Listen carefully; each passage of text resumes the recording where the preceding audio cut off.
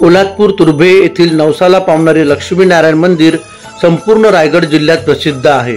नुकताच या मंदिरात 27वा अखंड हरिनाम सप्ताह पार पडला। या मंदिराला गोरगरिबांचे शेठ, कार्यसम्राट, नामदार, कॅबिनेट मंत्री श्री भरतशेठ गोगावले यांनी अखंड हरिनाम सप्ताहानिमित्त भेट दिली। यावेळी सर्व ग्रामस्थांनी व वारकऱ्यांनी एकत्र येऊन नामदार भरतशेठ गोगावले यांना पालकमंत्री पद मिळावे यासाठी श्री लक्ष्मीनारायणाला साकडे घातले। चला तर या सुंदर क्षणाचे साक्षीदार होऊया। मी 24 तास पोलादपूर तुर्भे। माझी अल्पही वासनात उदाराचा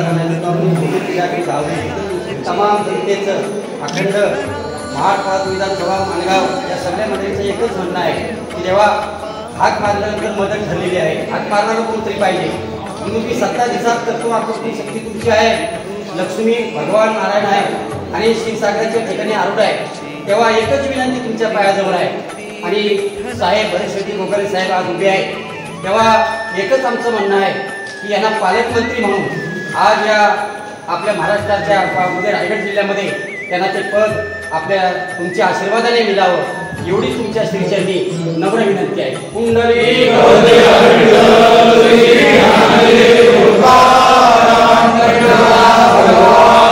लक्ष्मीनारायण भगवान की जय।